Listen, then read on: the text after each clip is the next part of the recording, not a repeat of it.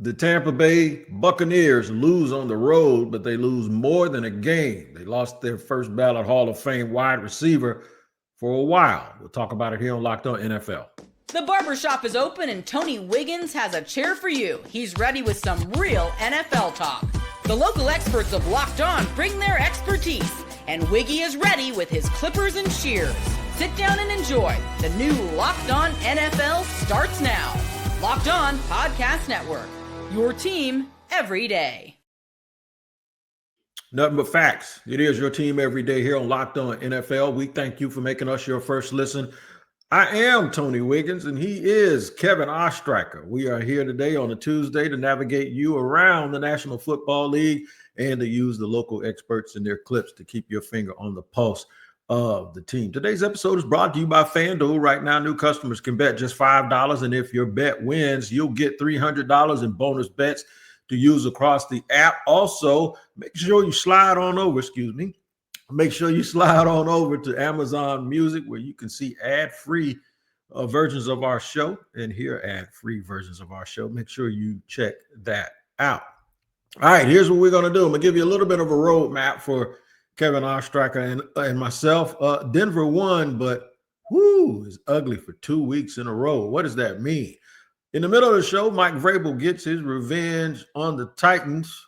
It was Remember the Titans. Okay, this is revenge on the Titans. That's right. Mike Vrabel, the former Titans coach, went in there and stomped a hole in Tennessee.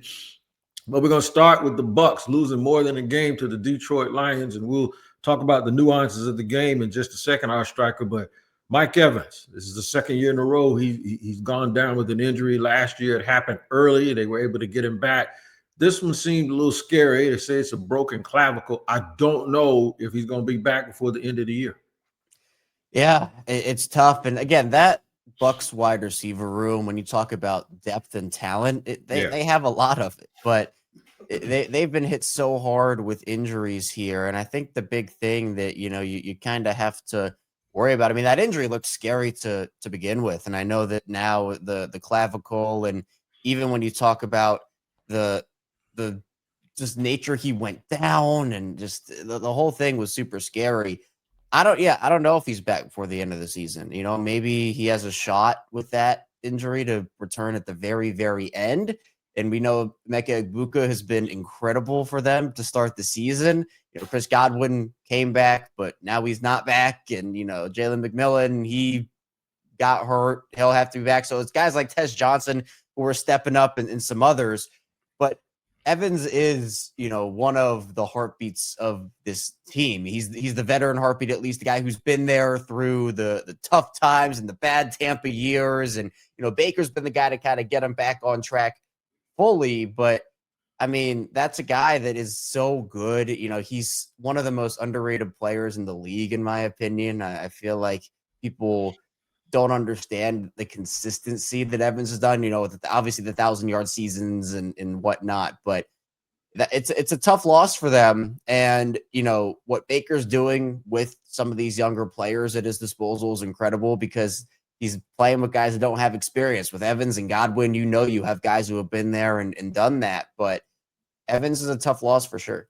It is a tough loss. Let's hear from James Yarko from Locked On Bucs, and then we'll come back and look at it from the Lions' perspective. An all-time bad performance by the Buccaneers offense leads to a Monday night loss to the Detroit Lions. James Yarko here from Locked On Bucs, talking about the Buccaneers' 24-9 loss to the Detroit Lions in a game that they really had to have. They were talked about as the best team in the NFL. Baker Mayfield has been talked about as an MVP candidate, and the offense completely lays an egg. Baker missed numerous open receivers down the field, barely over 50% completion rate. And the biggest story is the loss once again of Mike Evans, who left the game with a shoulder injury and a concussion after returning from his hamstring injury. Of course, the 1,000-yard streak is in serious jeopardy now as we await word on Evans' injuries and their severity, but just an absolutely brutal loss for the Buccaneers in a game where the offense could do absolutely nothing. For more on this and all things Buccaneers, check out the Locked On Bucs podcast 5 days a week, part of the Locked On Podcast Network, your team every day. KO, you sit and watch two teams that you expect to possibly meet again later on in the year, and you wonder if there's any chance that the result could be different. I don't think it can be without Mike Evans. I just think this year is a bad matchup. Also, the Bucs have been able to overcome those injuries at wide receiver. You can't do it when you're starting to play these upper echelon teams. As the Detroit Lions know very well from last year, they had all of those injuries, and now they seem to be a little bit healthy, even though they're a little bit banged up in the secondary. Matt Derry, of course, I think he was at the game. He has some insight here on the Lions after last night's game. Impressive win for the Detroit Lions on Monday Night Football. They take out the Tampa Bay Bucks 24-9. It was impressive because of this. The game ball's got to go to defensive coordinator Kelvin Shepard. The entire secondary, minus Amik Robertson, out tonight due to injury, yet guys stepped up. Thomas Harper, who hadn't started a game for this team. Eric Hallett off the practice squad. Nick Whiteside. They did an unbelievable job on Baker Mayfield. Aleem McNeil coming back was huge for this defense as they hold the Bucs to 9 points. On offense, wasn't pretty, but Jahmyr Gibbs got the job done. That 78-yard touchdown run really set the tone tonight, and the Lions get a big win to improve to 5-2 as they head into the bye. More on Locked On Lions later tonight. One of the things that's really impressive about Detroit is you lose your coordinators and everyone goes, uh-oh, are we going to have some drop-off? I was even one of those people that were questioning whether or not they could keep the consistency up. They look just like they looked last year or even better last night. They looked really good. And, you know, Matt mentioned the secondary missing multiple starters and down all these talented players and being able to do what they did. You know, it's absolutely incredible. And there are actually a couple of former Ravens out there on that field for Detroit, Rock Ya-Sin and Arthur Millette. And, you know, Millette had an interception and Ya-Sin was holding it down. Everyone in Baltimore is like, I know that. I know that's not Arthur Millette. Who I think it is. Yeah, right. Exactly right. I mean, and that's kind of what Detroit is right now, right? They're a resilient team, but they're a talented team. I mean, that offense is super explosive, and when they get on a roll, they're almost impossible to stop. And I think everybody kind of looked at that Packers game in week 1 and we're like, oh, okay, you know, Detroit, they're finally gonna level out this season. They're not gonna be as good.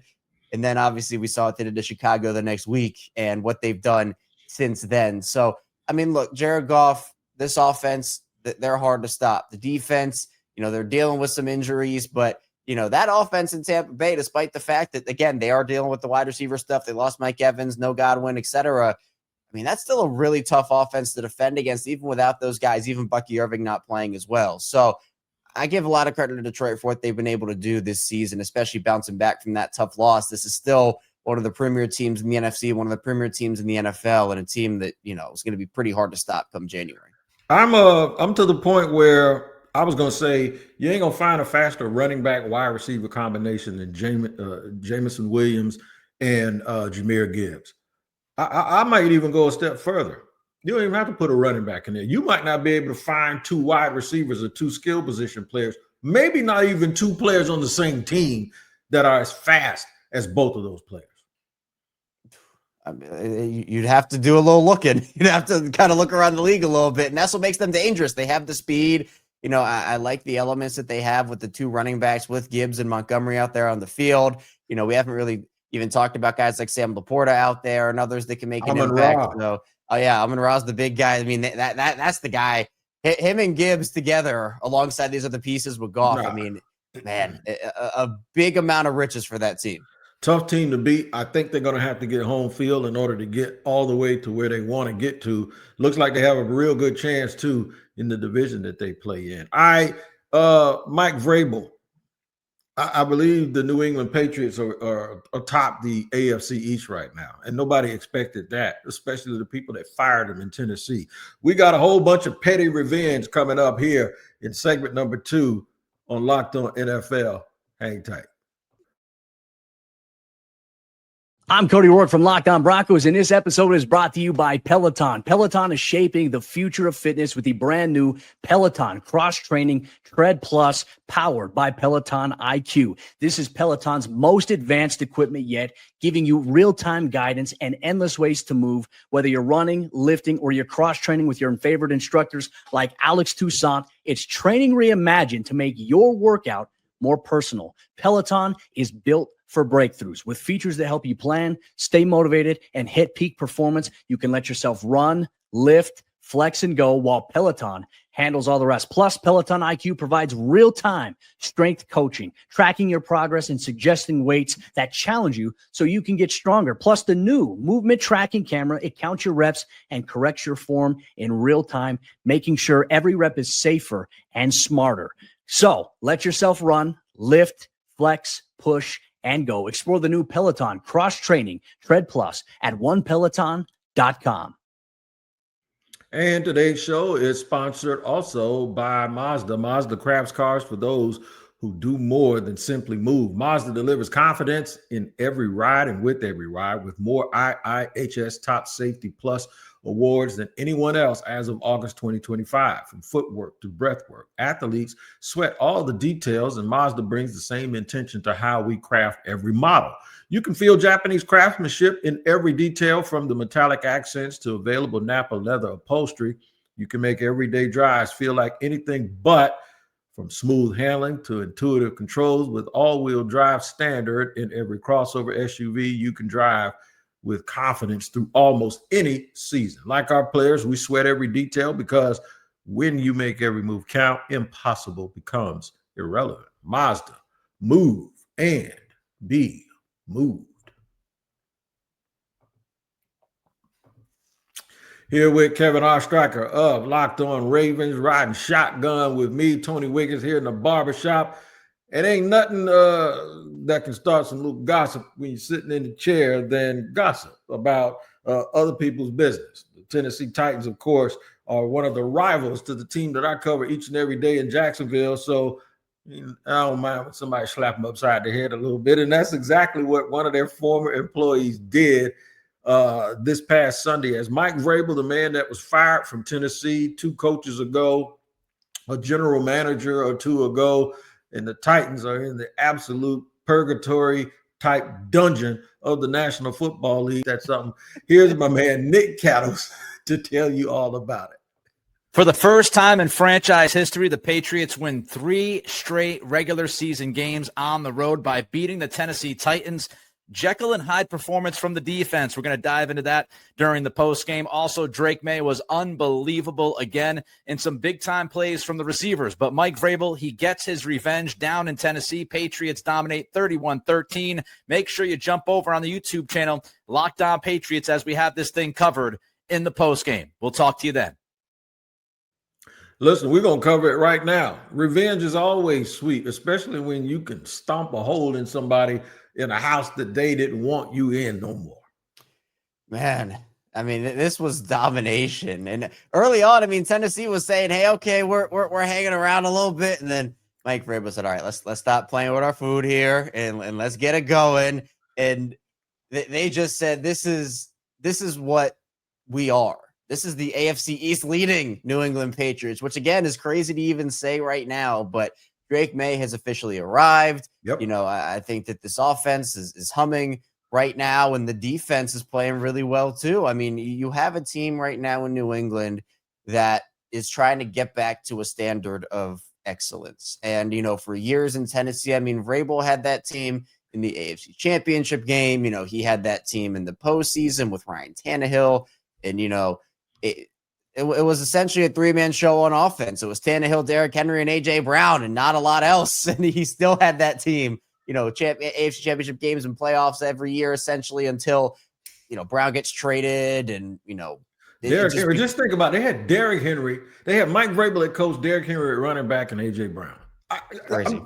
At some point, man, you gotta slap yourself if you're the Tennessee Titans and you dumped all of that cargo and you kept all of the stuff that you've now gotten rid of. It is just amazing to me, man, that, you know, some ineptness just doesn't get pointed out enough. And that's why they are the way they are right now. Speaking of them and their young quarterback, by the way, you did say Drake may arrive. It's funny how just last year he was the third quarterback taken in the draft, and it was a little bit of an afterthought. People was concerned about Jaden Daniels' durability before the draft. And then Jaden Daniels won Rookie of the Year. Now it's Drake May's playing well. Caleb Williams is playing well, and Jaden Daniels is hurt. That's why you don't judge drafts after one season. You got to let it play out. And a lot of times people don't do it. Now let's get to the Titans, who did draft a quarterback. And there are a lot of folks that get angry at me in Jacksonville when I talk about Trevor Lawrence, and they say, well, we have other problems. And I always tell them, you can still see a good quarterback even when everything around them is messed up. I actually think Cam Ward is going to be fine, even though everything around him is screwed up. How screwed up? There's nobody better to tell you how bad it is than Tyler Olin. Well, the Titans got absolutely stomped by Mike Vrabel's Patriots, just like I thought that they would. And they, for a small second there in the first quarter, got that fired head coach bump and played a little bit better. But it's the same old Tennessee Titans team. The pass blocking is awful, giving up 5+ sacks. The run defense is terrible. Got a couple of sacks out there, but for waves of the game, the pass rush is gone. The Titans' best players are either their worst players or hurt, and Cam Ward is officially a problem. Like, if you can't admit that Cam Ward's fumbles and his small hands and the fact that he's just dropping the ball on the ground isn't a huge issue that's 100% his fault, I can't take you serious at the end of the day. So Brian Callahan may be gone, but I'm looking out on the field and seeing Ali Gaze and Jihad Wards and Quandre Diggs and Darrell Baker Jr. and Van Jefferson and Tyler Lockett. And I'm just like, man, this team is so far away from being good. So it was different for a little bit. I hope you guys didn't buy into that. But at the end of the day, it's the same old Tennessee Titans team. One of the worst teams that are playing in the NFL this year, period. And maybe one of the worst teams in recent NFL history. Woo, that's strong. But I agree with him 100%. They are one of the worst teams I've ever seen. You know, we just finished up talking about the whole Vrabel Tennessee thing. Sometimes, you know, when something runs its course, you got to make the move, but you also got to be 100% sure that you're finding something that's better. And they went out there and took a risk with Brian Callahan, and it clearly backfired. And it essentially seems like they set this franchise back. Now, of course, no one was expecting Tennessee to be competitive this season. This is Cam Ward's rookie year. The roster, like Tyler said, clearly not good enough in a lot of different areas, and so bad that Tyler Lockett's asking out. He said, "I'm done. Release me. We're gonna go. I want to go somewhere I can contend." Y'all keep your money. I'll just camp out over here, dog. You can keep it. Yeah, he wants to compete, and that's not what they're doing over there in Tennessee right now. So, I mean, they need a lot of work. I still think Cam Ward has the potential to be really good, but I mean, he also needs a team around him, and he needs to himself get better. So again, like, Tennessee's lining themselves up for a nice little top 5 pick this year. It's what everybody really expected them to do, and they can use this year as, I guess, a learning lesson and really hit that head coaching search hard in the offseason, because they need to get that right, or else it's just going to be more of the same.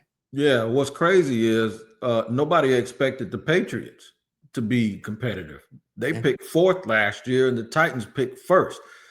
They got competitive right in front of your face with the dude that you fired and said he wasn't good enough. And I'll never let the Tennessee Titans fans live that down. The Denver Broncos. My apology tour for the Denver Broncos. I'm going to pause it for a little bit because, well, Bo Nix isn't playing well. And they did have to score 33 points in the 4th quarter. I don't know what the Giants were thinking about. But still, something just doesn't sit right with me about Denver. They barely beat the Jets. I'm going to examine them a little bit here in the 3rd segment and find out what's going on with the Broncos, and then peep in on the Browns. They actually won a game this weekend. We'll talk about them in just a second here on Locked On NFL. All right, today's show is brought to you and sponsored by our friends over at FanDuel. The NFL season is here. We are approaching week 8.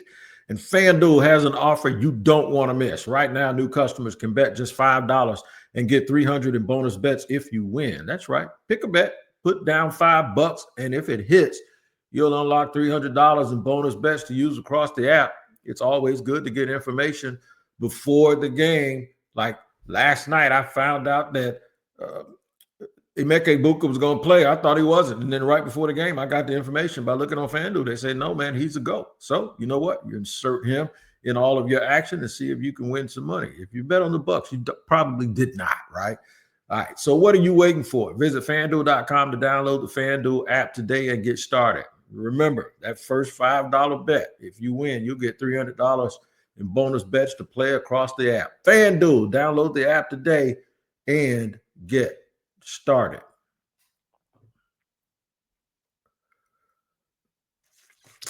All right, man, we're moving and grooving here in segment number 3, along with my man Kevin Ostreicher. I am Tony Wiggins, and we got to talk about the Denver Broncos. A little bit of an enigma, and maybe one of those teams that Baltimore can get themselves together, and maybe if Jacksonville can stop this free falling, that Denver will be one of those teams that's kind of in the way, looking at that 6th or that 7th playoff spot.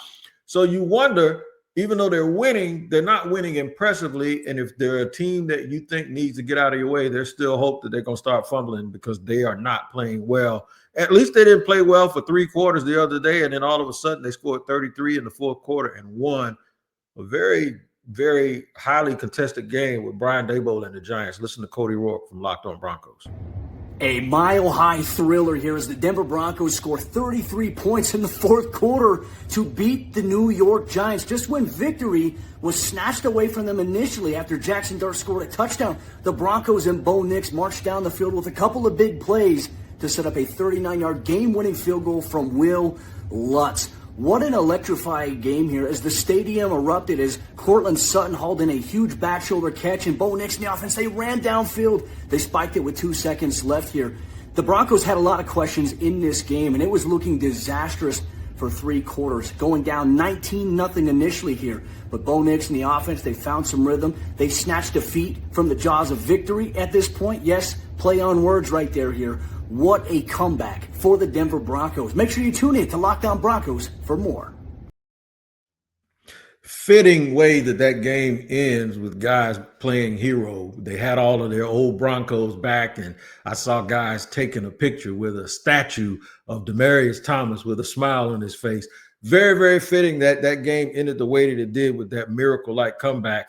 But can they keep doing this? Can they keep doing this and still be considered a contender in the AFC? Yeah, I mean, I think that Bo Nix hasn't taken the leap that people thought that he would this season. And quite honestly, I felt this about Denver for a little while now. They just don't have the weapons offensively to hang with some of these other teams in the AFC. I mean, Courtland Sutton's great, and I think that J.K. Dobbins has been good for them, and R.J. Harvey has potential, but they really don't have anybody else outside of those guys that can really carry the weight for me when it comes to Bo Nix. And I think that they need to get more weapons around him. I know that, him and Troy Franklin, like the whole college storyline, like, that's a fun little story, but they need another guy to put opposite of Courtland Sutton, a better tight end than Evan Ingram, who was still good. I mean, I know, you know, Evan Ingram from his Jacksonville days. But he's not that physical guy that yes, you're talking about. Yes. The guy that can do 2 things. No, he's not. They can do better than Ingram, I think. So, the offense, you're putting up like 13 points against the Jets, and you're like, what? Hold on. And then, the Giants are playing great football right now as a whole. I know the game didn't end great for them on Sunday, but like, that's a team that I think is better than people say that they are. And people are like, oh, the Giants are just a fun story. They're still terrible. I think they're actually showing something. So for Denver, I'm not sure they're there. The defense is awesome for the most part. This game wasn't great for them, but I think that they're going to have to rely on their defense a lot and just have to hope that Bo Nix can work with what he has and then hit this offseason and get a couple more guys in there that can help him. That dude doing Spider-Man, Brian Burns, dude for the Giants, best player on the field. Best player on the field. I got to give them some credit. But he couldn't stop them from scoring 33 points. But he was visibly upset, too. For this weekend, at least, the people in Cleveland weren't upset. I think Cleveland has kind of separated themselves from that bad bunch of the Raiders, the Dolphins, and who's the other team the Titans. Those 3 are the 3 worst teams. I'm going to ask you which one of those teams is not in the top 2 worst teams. We'll get to that in a second. But Cleveland has separated themselves, and they've done it really on one side of the ball with defense. And now they have a new star on offense, somebody who had a little bit of trouble in the offseason, but he's back now. Quinshon Judkins, the rookie out of Ohio State, is doing his thing. Check out my man, Spencer German. Today, he's the first running back or the first Browns player to score 3 rushing touchdowns since Nick Chubb did it back in 2022, I believe it was. September 18th of 2022, I believe it was. So he's already doing things that only Nick Chubb has done or that Nick Chubb had recently done. And, you know, when you drafted him in the second round, there was a lot of excitement about what he brought to the table. The hope was that this is what you were getting, sort of this replacement to Nick Chubb to drive the offense. And I think he showed you that today. All right, I'm going to give Cleveland some credit here, okay? I've been going back and forth with Browns fans about the Travis Hunter trade all year. I'm going to give them some credit. They're going to have a young quarterback for their future, whether it's one of the 2 guys that they have now in Dylan Gabriel and Shedeur Sanders. And I'm going to include Shedeur in that because he's on the roster and he's working hard behind the scenes. Or whether they decide to go another route and take a rookie next year in the first round. Either way, they're going to have a young quarterback. There is nothing better than having an identity, a stout defense, and a power running game to help you to go along with all those draft picks where you can now build up your offensive line and maybe get you a big-time wide receiver. Cleveland at least has a little bit of a blueprint for an identity with how they're playing. Yeah, I mean, yeah, you need to figure out the quarterbacks, but I think that with their defense and, you know, what they've shown with that unit, at least, it gives you optimism. You know, as long as you have Myles Garrett, that defense is going to be at least some semblance of good. So you're right. I think offensively, I think Quinshon Judkins has really came on these last couple of weeks, and he looks like he can be a star at that position for them. Harold Fannin looks really good. I mean, they have young pieces there for sure, but you're right. The wide receiver room is that one where they need to get probably like 3 new guys in there to help out. It's just they don't have anybody right now. Obviously, the offensive line, too, you got to kind of figure that out as well. But, you know, despite the fact the Browns still are not in a good position right now, they're in a better position than a lot of these other teams that we're talking about. They are. So, of those 3 teams I mentioned, the Ravens, no, not my bad. Well, I mean, my bad. You know I did that on purpose. You see the record. I mean, yeah, I did it on purpose. My bad, man. I'm you know, that's the barber in me, dog. I got to be a little petty. No, the Raiders, the Dolphins, the Titans. If you had to choose one of those 3 teams as not one of the 2 worst teams in the league, which one of them would it be? You know, I think I'd have to go with the Raiders. Okay. Is that team that I'd pick. I think despite the fact they got blown out on Sunday against Kansas City, they got blown out by the Colts, you know, they got blown out by the Commanders. At least they've been somewhat competitive in some of these games. Whereas, you know, the Dolphins, despite competitiveness, I mean, I had less expectation for the Raiders than some this year. I know people kind of saw Genty get picked there and Geno Smith come in and Carroll like, oh, they're going to be like good now.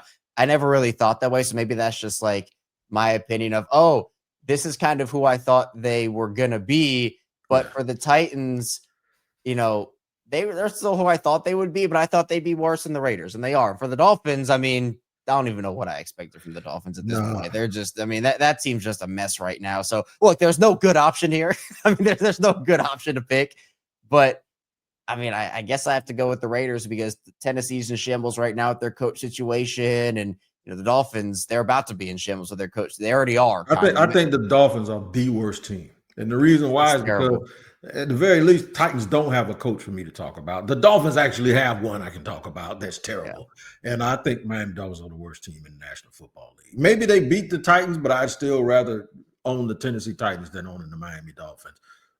Nashville versus South Florida. That ain't what I'm talking about. I'm talking about what they have on the team, who they're paying. Basically, to me, Miami's terrible. All right, man, if you want to know more about all of this, we heard from Tyler Rowland here earlier. Well, you can check him out on Locked On NFL in the morning. The madman will wake you up like a double shot of espresso. And then you wait for me to come back here and be petty. Talk about the Ravens by accident or on purpose, whichever one it is. That's what it is here with me. I can't talk because the Jaguars lost 2 in a row. Yeah, right. For my man, Kevin Ostreicher, KO as I call him, I'm Tony Wiggins. We don't take you for granted. We appreciate you spending these 30 minutes with us here today. Get on with your day, man, and enjoy it. We'll see you next time.